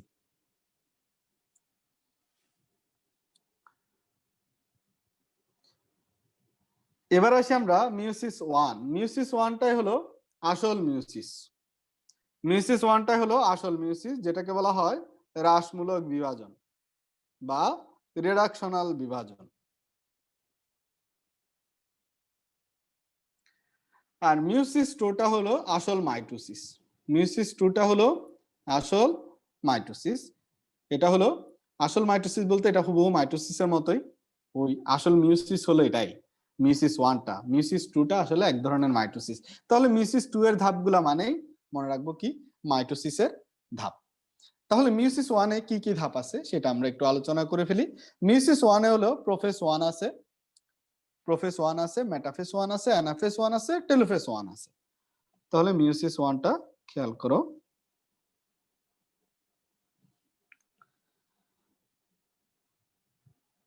Prophase 1, metaphase 1, anaphase 1, telophase 1। Prophase 1 যেটা, প্রোফেজ 1টা হলো সবচেয়ে দীর্ঘ পর্যায়। এই যে মিওসিস 1 এর যত পর্যায় আছে এর মধ্যে প্রোফেজ 1টা হলো সবচেয়ে দীর্ঘ পর্যায়। এর মধ্যে একটা জিনিস খেয়াল করো, শুক্রাশয়ে যে মিওসিসটা হয়, শুক্রাশয়ে মিওসিস হতে তোমার প্রায় 1 মাস সময় লাগে। শুক্রাশয়ে মিওসিস হতে কত সময় লাগে? 1 মাস সময় লাগে, যার মধ্যে 7 দিন, যার মধ্যে 7 দিন লাগে প্রোফেজ 1 এ। তো মিওসিস হওয়া মানে কি? এখানে তো মিওসিস 1 আছে, মিওসিস 2 আছে, মানে মাইটোসিস আছে, সব মিলে 1 মাস সময় লাগে, যার মধ্যে 7 দিন লেগে যাচ্ছে প্রোফেজ 1 এ। এটা সবচেয়ে দীর্ঘ পর্যায়। এই প্রোফেজ 1 কে কয়টি উপপর্যায়ে ভাগ করা হয়েছে? 5টি উপপর্যায়ে ভাগ করা হয়েছে। কি কি? ল্যাপটোটিন,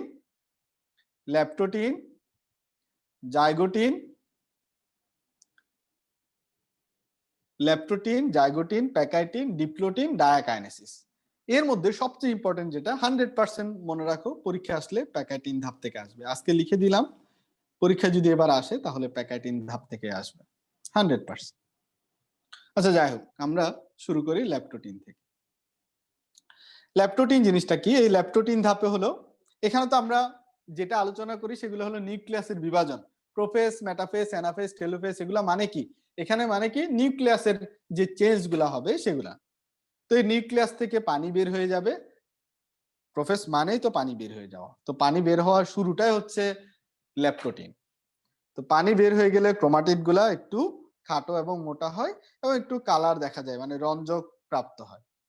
এই সময় ক্রোমোজোম গুলা একত্রে জড়ো হয়ে ফুলের তোড়ার মতো ধারণ করে, ফুলের তোড়ার মতো অবস্থা ধারণ করে, তখন সেটাকে বলা হয় বুকে।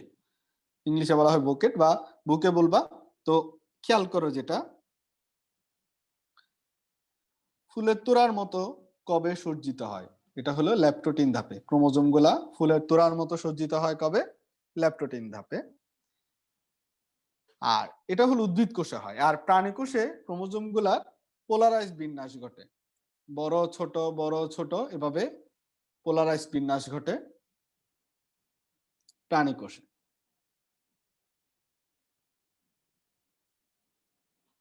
ল্যাপটোটিন ধাপে। এরপরে আসে আমরা জাইগোটিন ধাপে। জাইগোট নরমালি আমরা জানি দুইটা জিনিসের সমন্বয়ে জাইগোট হয়। ঠিক এখানেও জাইগোটিন ধাপটা মনে রাখবা সবকিছু দুইটা দুইটা করে। যেমন হোমোলোগাস ক্রোমোজোম। হোমোলোগাস ক্রোমোজোম মানে কি? একটা হলো তোমার মা থেকে পাওয়া, আরেকটা হলো বাবা থেকে পাওয়া।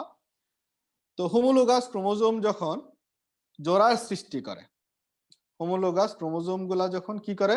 জোড়ার সৃষ্টি করে, তখন সেটাকে কি বলা হয়?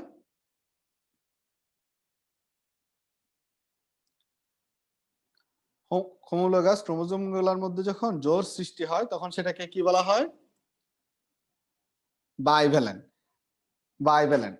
এই যে বাইভ্যালেন্ট হোমোলোগাস ক্রোমোজোম কি সৃষ্টি করে? জোড়। হোমোলোগাস ক্রোমোজোম গুলা যখন জোড় সৃষ্টি করে সেটাকে বলা হয় বাইভ্যালেন্ট। পরীক্ষায় যেটা সমস্যা হয় যে বাইভ্যালেন্ট কোনটা আর সিনাপসিস কোনটা। জোড় যে সৃষ্টি হচ্ছে, জোড় সৃষ্টি হওয়ার প্রক্রিয়াটা খেয়াল করো। জোড় সৃষ্টি হওয়ার প্রক্রিয়াটা হলো সিনাপসিস। জোড় সৃষ্টি হওয়ার প্রক্রিয়াটা হলো সিনাপসিস। আর জোড় সৃষ্টি বা জোড়টাকে কি বলা হয়? এই যে যখন প্রক্রিয়াটা হলো জোড় সৃষ্টি হওয়ার প্রক্রিয়াটা হলো সিনাপসিস, আর যে জোড়টা সৃষ্টি হয় সেই জোড়টাকে বলা হয় কি? বাইভ্যালেন্ট।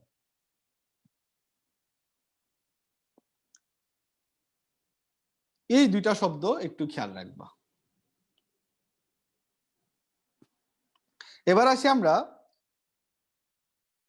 প্যাকাইটিন। প্যাকাইটিন ধাপে কি হয়? পরীক্ষার জন্য বললাম প্যাকাইটিনটা সবচেয়ে জরুরি। প্যাকাইটিন ধাপে যেটা হয়, দুইটা নন সিস্টার ক্রোমাটিডের মধ্যে বিনিময়ের ফলে একটা কায়াসমা সৃষ্টি হয়। ক্রসিং ওভার জিনিসটা সবাই জানো, তাই না? ক্রসিং ওভার সম্পর্কে একদম পড়াশোনা করো নাই যারা, তারা মেডিকেলের বারান্দা দিয়ে হাঁটারও যোগ্যতা রাখো না। ক্রসিং ওভার অবশ্যই জানো বা অবশ্যই শুনছো স্টুডেন্টরা। তো ক্রসিং ওভার মানে কি? দুইটা নন সিস্টার ক্রোমাটিডের মধ্যে বিনিময়ের ফলে যে এক্স আকৃতির গঠনটা বা কায়াসমা সৃষ্টি হয় সেটাকে আমরা কি বলি? Crossing over. যারা ক্রসিং ওভার চিনো না তারা বইয়ের পিছন দিকে একটা ছবি আছে, ছবিটা দেখে নাও। এ ছবি দেখো এবং বি ছবি দেখো, দুই ছবি দেখলে বুঝতে পারবা যে বিনিময় হয়েছে। এক কথায় হলো অংশের বিনিময়। তো আমার আমার জিন তারে দিচ্ছি, তার জিন আমারে দিচ্ছে, পরিবর্তন হবে না? জিনগত পরিবর্তন হবে না? অবশ্যই হবে। তাহলে কায়াসমা যেটা ক্রসিং ওভার, খেয়াল করো, এক কথায় হলো ক্রসিং ওভার হলে কি হয়, এক্স আকৃতির কায়াসমা সৃষ্টি হয়।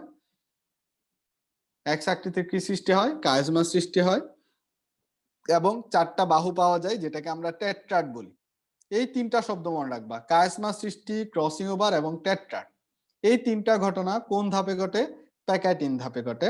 এবং ক্রসিং ওভারটা হয় দুটি নন সিস্টার ক্রোমাটিডের মধ্যে। এখন জিজ্ঞেস করতে পারো নন সিস্টার ক্রোমাটিড কি? ছবি দেখো, বলতেছি কি বারবার, নন সিস্টার ইজিলি বুঝতে পারবা যে সিস্টার বইয়ের মধ্যে, ছবির মধ্যে লেখা আছে সিস্টার গুলা দেখতে কি হবে? নন সিস্টার একটা সাদা একটা কালো, সম্পূর্ণটা সাদা সম্পূর্ণটা কালো, দেখো নন সিস্টার ক্রোমাটিড। তো নন সিস্টার ক্রোমাটিডের মধ্যে অংশের বিনিময় হলে কি সৃষ্টি হয়? কায়াসমা সৃষ্টি হয়। এই ঘটনাকে বলা হয় ক্রসিং ওভার। চার বাহু বিশিষ্ট গঠনকে বলা হয় তখন টেট্রাড। তো টেট্রাডে প্রশ্ন আসে, একটা টেট্রাডে কয়টি ক্রোমাটিড থাকে? একটা টেট্রাডে কয়টি ক্রোমাটিড থাকে? এই প্রশ্নটা আসতে পারে। টেট্রাড মানে তো, টেট্রা শব্দের অর্থ কি? চার। তাহলে একটা টেট্রাডে কয়টি ক্রোমাটিড থাকবে? চারটা ক্রোমাটিড থাকবে।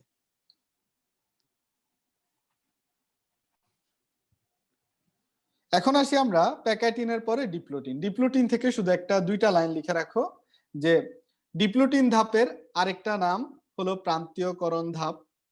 এটার বাংলা নামটা দরকার পড়ে, প্রান্তীয়করণ ধাপ। এই ডিপ্লোটিন ধাপে যেটা হয়, একটি কায়াসমা সৃষ্টি হলে কত ডিগ্রি কোণ তৈরি হবে? দুটি কায়াসমা সৃষ্টি হলে কত ডিগ্রি কোণ তৈরি হবে? একটি কায়াসমার জন্য সৃষ্ট কোণ 180 ডিগ্রি, দুটি কায়াসমার জন্য সৃষ্ট কোণ 90 ডিগ্রি। তাহলে যদি এরকম প্রশ্ন আসে যে প্রান্তীয়করণ ঘটে কোন ধাপে, প্রান্তীয়করণ ঘটে কোন ধাপে, আমরা তো প্রান্তীয়করণের আরেকটা নামই জেনে গেছি যে ডিপ্লোটিন, ঠিক আছে? আর লাস্টের ধাপটার নাম হলো ডায়াকাইনেসিস। ডায়াকাইনেসিসটা একবার রিডিং পড়বা, বই থেকে একবার রিডিং পড়বা, এর বেশি কিছু লাগবে না, ঠিক আছে?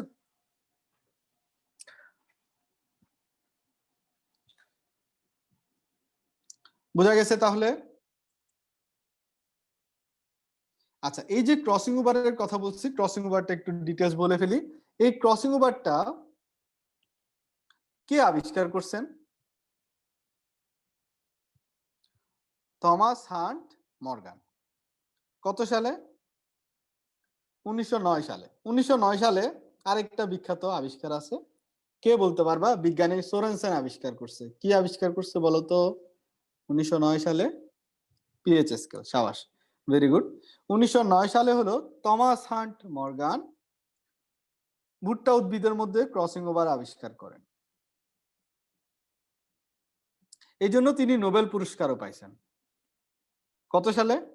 1933 সালে। তাহলে নোবেল পাওয়া মানে কিন্তু চারটিখানি কথা না, ভালো কিছু আবিষ্কার করলে তখনই নোবেল দেওয়া হয়। এই ক্রসিং ওভারের উপাদান কয়টা? এটা হলো ক্রসিং ওভারের উপাদানগুলোকে যে মডেল অনুসারে ব্যাখ্যা করা হয় সেটাকে বলা হয় হোয়াইট হাউস মডেল। তাহলে ক্রসিং ওভারকে ব্যাখ্যা করার জন্য বা উপাদানকে ব্যাখ্যা করার জন্য যে মডেলটা সাহায্য নেওয়া হয় তার নাম কি? White house model. এই হোয়াইট হাউস মডেলের যেটা ছাড়তে চাচ্ছে না কে? ট্রাম্প। ট্রাম্প হলো যেটা দখল করে বসে আছে, তাই না? এটার উপাদান কয়টা? চারটি উপাদান। পাগলা হয়ে গেছে যে এই বাসা থেকে যে বের হতে আসছে না। এই ক্রসিং ওভারের উপাদান কয়টা? চারটা বলছে। কি কি? প্রথম হলো সিনাপসিস, একটু সিরিয়ালি লিখে রাখো। সিনাপসিস, ক্রোমোজোমের ডুপ্লিকেশন, শুধু নামগুলা মনে রাখবা, ডিটেলস দরকার নাই এর। ক্রোমোজোমের ডুপ্লিকেশন, ক্রসিং ওভার এবং প্রান্তীয় গমন। সরি, এটা এদিকে লিখি, নিচে লিখি, প্রান্তীয় গমন। এই চারটা হলো হোয়াইট হাউস মডেলের অংশ। এখন চিন্তা করো, ক্রসিং ওভার হওয়ার সময় ভাঙ্গা লাগে না? একটা জায়গায় ভাঙার পরে তো ভাঙ্গা অংশ তো বিনিময় হবে, তাই না? ঠিক না? এই যে ভাঙ্গাটা লাগবে, এই ভাঙ্গাটাকে কি বলা হয়? ভাঙ্গাটা কি? সরি, ভাঙ্গার জন্য কোন এনজাইমের সাহায্য লাগে বলতো? ক্রোমাটিড যে ভাঙ্গা লাগে, ক্রোমাটিড ভাঙ্গার জন্য যে এনজাইমের সাহায্য লাগে বইয়ে দেখো যেখানে একটা জায়গায় ভেঙে পরে আরেকটা জায়গায় গিয়ে জোড়া লাগছে, দেখতেছো তোমরা? ভাঙার জন্য যার সাহায্য লাগে তার নাম হলো এন্ডোনিউক্লিয়াস। সাবাস। আর জোড়া লাগায়, ক্রোমাটিড গুলা জোড়া লাগায় যে এনজাইম, তার নাম হলো লাইগেস। তার নাম কি? লাইগেস এনজাইম। আচ্ছা, ভেরি গুড, খুবই ভালো। আচ্ছা, এখন আসি আমরা এই যে ক্রসিং ওভার, তাহলে চিন্তা করো ক্রসিং ওভারকে ব্যাখ্যা করার জন্য কোন কোষ বিভাজনের সাহায্য দরকার বলতো?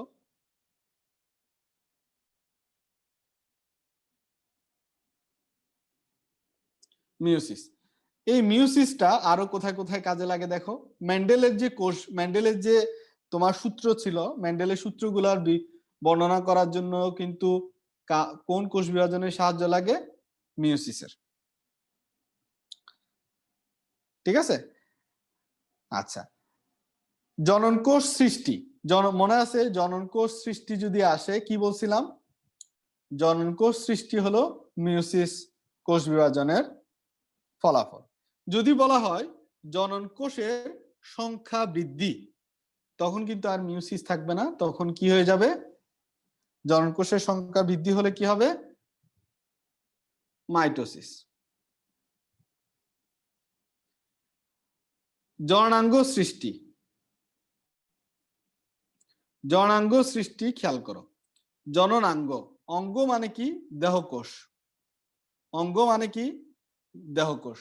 অঙ্গ কিন্তু জননাঙ্গ শব্দটা যদি হয়, এটা কিন্তু অঙ্গ, অঙ্গ মানে দেহকোষ। তাহলে খেয়াল করো, জননাঙ্গ সৃষ্টি মানে দেহকোষে কোষ বিভাজন হয়ে সৃষ্টি হবে। তার মানে কি? এটা কি? মাইটোসিস। যেহেতু অঙ্গ শব্দটা থাকবে, এখানে কি হবে? মাইটোসিস হবে।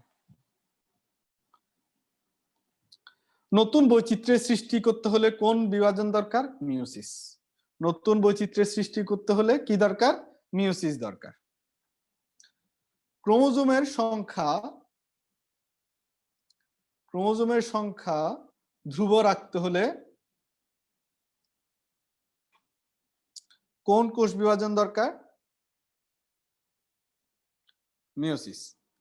ক্রোমোজোমের সংখ্যা ধ্রুব রাখতে হলে দরকার মিয়োসিস।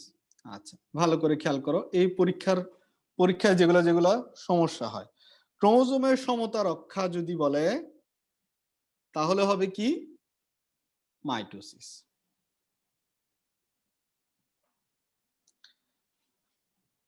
দেহের ক্ষতপূরণ, দেহ, দেহ শব্দ মানে কি? দেহের ক্ষতপূরণ মাস্ট বি দেহকোষ। দেহকোষে কোষ বিভাজন হতে হবে ক্ষতপূরণের জন্য, তাহলে এটা কি? মাইটোসিস। দেহকোষ। দেখো, চিন্তা করে করে একটু পড়বা, তাহলে মনে থাকবে। কিছু জিনিস আছে মুখস্থ রাখতে হয়, ওটা আলাদা জিনিস। ক্যান্সার, টিউমার, এগুলো হলো অনিয়ন্ত্রিত মাইটোসিস, এর আগেও বলছি। আচ্ছা, ঠিক আছে। আচ্ছা, ঠিক আছে, আর আর আনসার করতে হবে না। এখন খেয়াল করো, ক্লামাইডোমোনাস, ক্লামাইডোমোনাসের বংশবৃদ্ধির জন্য, যারা এককোষী সুকেন্দ্রিক জীব ক্লামাইডোমোনাসের বংশবৃদ্ধির জন্য কি ধরনের কোষ বিভাজন দরকার? মাইটোসিস। কি ধরনের কোষ বিভাজন দরকার? মাইটোসিস। লাস্ট একটা জিনিস সেটা বলে ফেলি, কোষ বিভাজন হয় না কোন কোন কোষে? কোষ বিভাজন হয় না কোন কোন কোষে? একটা হলো আরবিসি, অবশ্যই খেয়াল রাখতে হবে পরিণত আরবিসি। যদি আরবিসি থাকে সেটাও আনসার। যদি দেখো অপরিণত শব্দ থাকছে, তখন বুঝতে পারবা যে কি অপরিণত আরবিসি। কেন বলতেছি না, কারণ হলো তোমার নিউক্লিয়াস থাকে। হ্যাঁ, অপরিণত আরবিসিতে কিন্তু নিউক্লিয়াস থাকে। তো তারপরে দেখো পেশিকোষ, যেগুলা যেগুলা দিচ্ছি এই চারটা খেয়াল রাখবা। পেশিকোষ, স্নায়ুকোষ, এই একটা জিনিস কোষ বিভাজন হইলেই দুনিয়াদারি স্বাধীন হয়ে যেত, স্নায়ুকোষ। আরেকটা হলো উদ্ভিদের স্থায়ী কোষ, যেগুলো আছে উদ্ভিদের স্থায়ী কোষ, এগুলাতে কোষ বিভাজন হয় না, এগুলাতে কোষ বিভাজন হয় না। দেখি কে বলতে পারবা ভাইরাসে কোন ধরনের কোষ বিভাজন হয় দেখি কে কে বলতে পারো।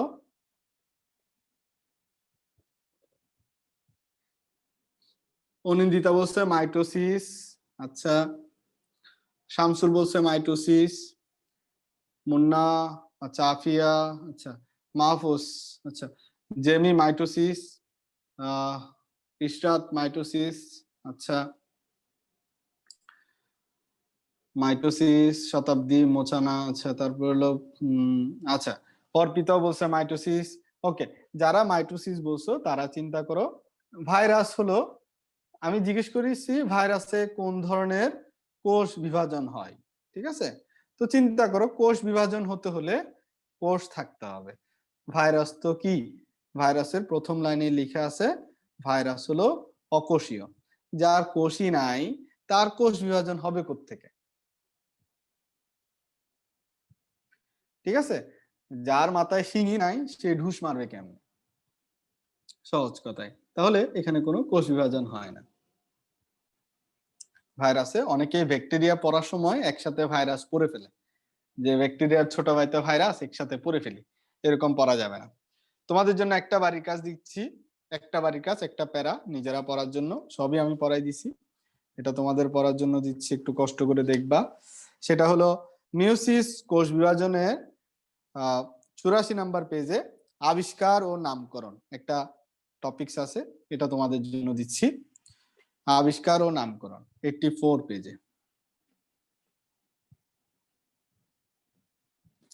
আবিষ্কার ও নামকরণ, এটা তোমরা একটু দেখে নিবা। হ্যাঁ, এই প্যারাটা তোমরা দেখবা, এটা আবিষ্কার আর নামকরণ, বোঝানোর কিছু নেই, একটু মুখস্থ করবা।